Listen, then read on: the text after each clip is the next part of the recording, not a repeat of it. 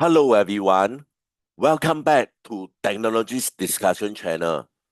For this video, I'd like to continue the discussion on amplitude modulation.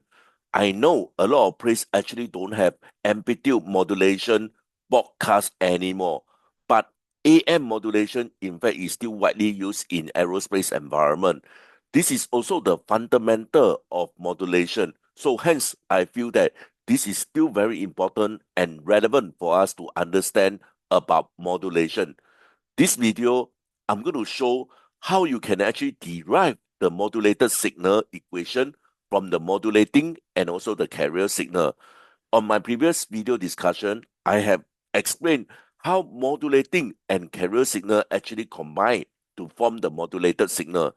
So basically from this time diagram of modulating and also carrier signal, they basically come up with this time diagram of this modulated signal. And from that particular equation, okay, I'm going to show it to you how can we actually draw the amplitude spectrum. So basically this will be the objective of this video. This is my email. If you have any question regards on this discussion, please drop me an email, okay? Or if not, I actually prefer you guys to send me your question through the comment. Before I continue, I'd like to urge you guys to help me by like this video. Just give me a few seconds. Press the like button now. For those who are new to this channel, and if you want to encourage me, please consider to subscribe and turn on your notification bell. Once again, thank you so much for strong support. This is what I want to do for this video. Firstly, okay, I'm going to explain how can we actually so-called derive this particular formula. And from this formula, in fact, I should be able to draw the frequency domain or the amplitude spectrum. So this is for the amplitude modulated signal. Thereafter, okay, I want to express a very so-called generic equation for amplitude modulated so-called signal. This is in fact an equation that is widely used when we actually want to express the amplitude modulated signal. So this will be the objective. I will derive this equation, and then right after, I will draw the frequency domain. After that, I will re-express the equation into a form that is widely used to represent the amplitude modulated signal. Let's get started. Okay, so this is actually the modulating signal. Okay, so this is actually the equation for the modulating signal. Modulating signal, okay, typically will have a lower frequency as compared to the carrier. So this is actually the frequency of the modulating signal. This is actually the V peak, okay, of the modulating signal. So therefore, we can easily draw the time domain. Okay, so this is a cosine. So you can see that this is actually a cosine signal here. So this is actually the V peak, which is EM. Okay, so this will be the V peak of the modulating signal. Okay, next, this will be the period. Okay, period is 1 over frequency. So therefore, I have successfully expressed from equation to the time domain of the modulating signal. Again, I can also easily transform the equation to a frequency domain. Over here, okay, I can only see there will be one component at the frequency domain, which is over here, okay, having the frequency of FM, having the V peak of EM, and this is how I actually draw the frequency domain. Next will be on the carrier. It is quite similar. So this is the equation for the carrier. Okay, so again, as I mentioned earlier on, carrier typically has a higher frequency as compared to the modulating signal. So therefore, you can see that from this time domain here, you can see that the frequency is much, much higher as compared to the modulating signal. This is the V peak of the carrier signal. So therefore, you can see that I have successfully denoted the V peak of the carrier signal at the time domain. And this is how does the time domain actually look like for the carrier signal. Again, with this information, I can easily transform into frequency domain. From here, again, I can see that there will be only one component, okay, which is at the frequency of FC, okay, having the V peak of EC, and therefore from here, I have successfully draw the equation, the time domain, and also the frequency domain of the carrier signal. So next, okay, earlier on I have already explained this, but let me just quickly mention this again. So over here, you can see that this is actually the modulating signal. This is actually the carrier signal. So for amplitude modulation, okay, what actually changed is on the amplitude. Okay, so basically you can see that this is the changes on the amplitude. The changes on the amplitude of the carrier signal. So what actually unique about amplitude modulation is this is actually the modulating signal. It actually changed with the response, okay, at the carrier. Okay, so imagine this. This is the modulating signal. You can see that the carrier amplitude changed according to the amplitude of the modulating signal. Okay, so this is what amplitude modulation is all about. You can see from here very clearly the modulating signal actually appeared at the envelope of the carrier signal, and thereafter they become the amplitude modulated signal. Okay, so this is what we know as this AM. So here, this is what we meant that not yet carry any information. This is what we mean by carry the information. How we actually arrive at this equation here. If you still remember, this is the VP.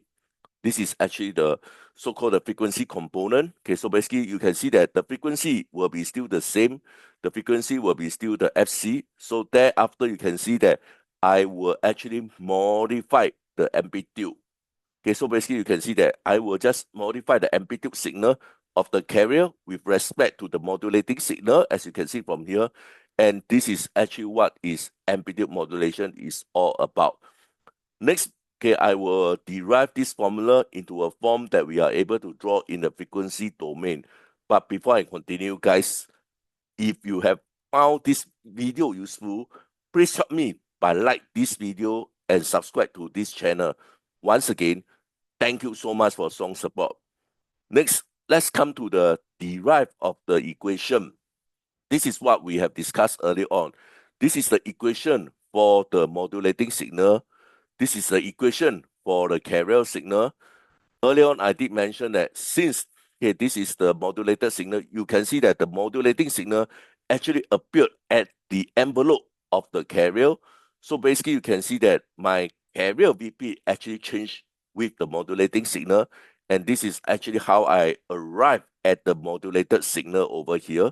Okay, so I didn't do anything. I just changed the VP with correspond with this modulating signal. And this is the equation for the amplitude modulated signal.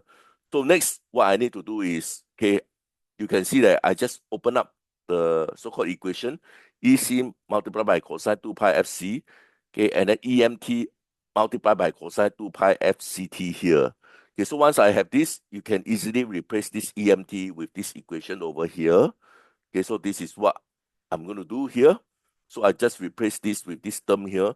And you can actually do some mathematics over this part here. Okay, so basically before we go into this portion here, you can see that in a mathematics expression, okay, we have this equation here.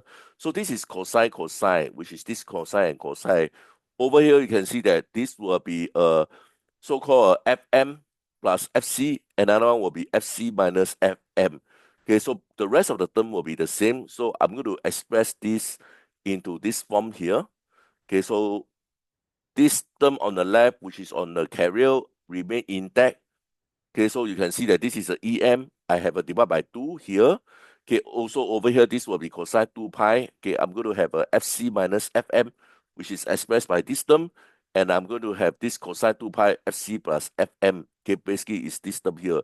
So with this equation, okay, I will be able to plot the amplitude modulation signal. Okay, but okay, let's do everything in EC. Okay, so basically this is still in EM. Let's do everything in EC.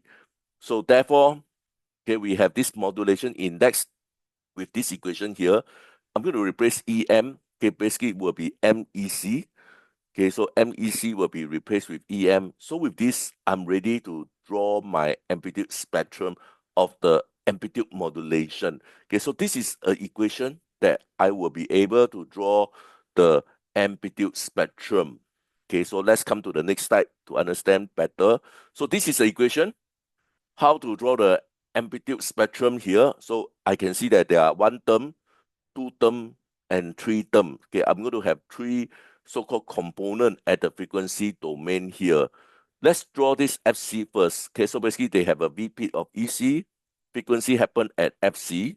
So next, this will be another term. Okay, so basically will be FC minus FM. This will be the frequency term. Okay, at the B peak will be equals to MEC over 2. So this is actually on the left-hand side, okay, which is the lower side band of the amplitude modulation, so-called spectrum. On the other side here, you can see that frequency happen at FC plus FM, again with the same B peak. So this is how I actually arrive to draw the frequency domain of the amplitude modulation equation. So from here, you can see that I actually derive this formula, and then thereafter, I actually also explain how can we actually draw the amplitude spectrum of the amplitude modulation signal.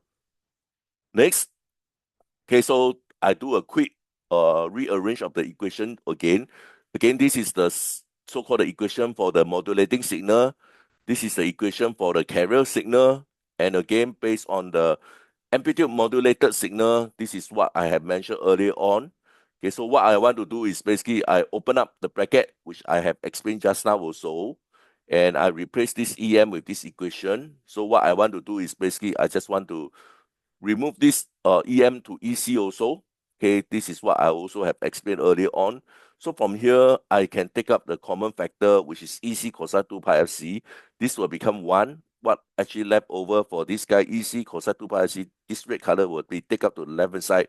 What I'm left over will be M cosine 2 pi FMT. So this is what I mentioned earlier on. This is a widely used so-called equation to represent the amplitude modulated signal. So from here, you can see that I have managed to do two objectives. The first one, okay, I have derived the equation for you to draw the amplitude spectrum.